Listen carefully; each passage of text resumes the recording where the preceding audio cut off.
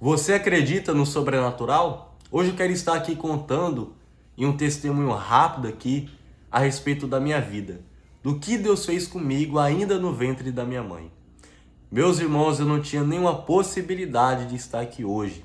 Não era para mim ter nascido. E para mim basear a minha história e uma história bíblica, eu quero fazer menção aqui da história de Sara, que era uma mulher estéril que não tinha como ter filho. E mesmo assim, o Senhor prometeu a ela e a Abraão um filho da promessa. E hoje a minha história se baseia nessa história bíblica. Há muito tempo atrás, a minha mãe ela morava em Sonora, antes de ela me ter. Ela morava em Sonora. Eu tenho dois irmãos, uma irmã mais velha com 33 anos e um irmão do meio com 30 anos. Eu sou o caçula, né, por parte de mãe, né, com o casamento do meu pai.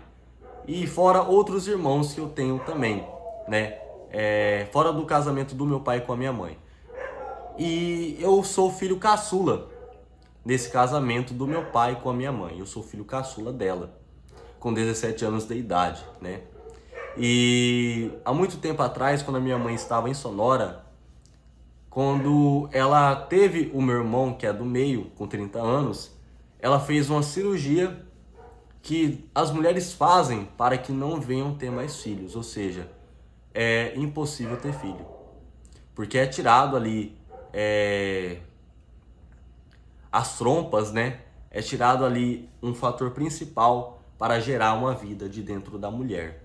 E a minha mãe, ela fez isso.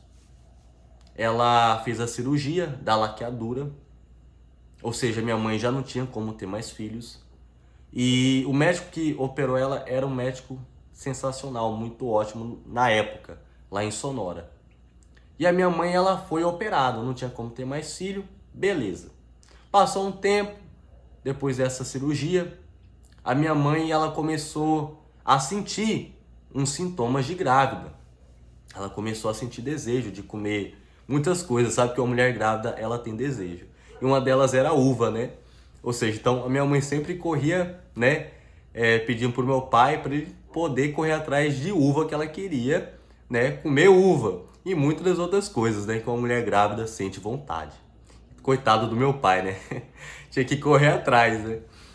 E a barriga da minha mãe, ela foi inchando, algo que preocupou muito ela, porque ela pensava que, será que o médico ele mexeu em, sei lá, algo e deixou alguma coisa dentro da minha barriga e que ela está começando a inchar, que ela está começando a crescer? A minha mãe, ela teve essa preocupação, né? Qualquer pessoa teria, qualquer mulher teria essa preocupação, né? Depois de passar de uma cirurgia, né? A gente não sabe, né? Sei lá, se mexeu em algo, fez crescer um tumor, não sei. E ela ficou muito preocupada. E também tinha aquelas pessoas que ficavam, né, na cabeça da minha mãe, dizendo, o médico deixou, sei lá, alguma coisa dentro de você. E a minha mãe começava a ficar muito assustada, né, preocupada com o que seria. Até que passou um tempo e a minha mãe foi no médico, né, ver isso daí o que era. E o médico daquela época, quando ela morava lá em Sonora, né, eu estava sendo gerado lá, glória a Deus. Era o médico João Pedro de Figueiredo, um ótimo médico, sensacional daquela época. Não sei se ele ainda está morando em Sonora ou se ele está lá ainda, né? Eu não sei o que aconteceu com ele.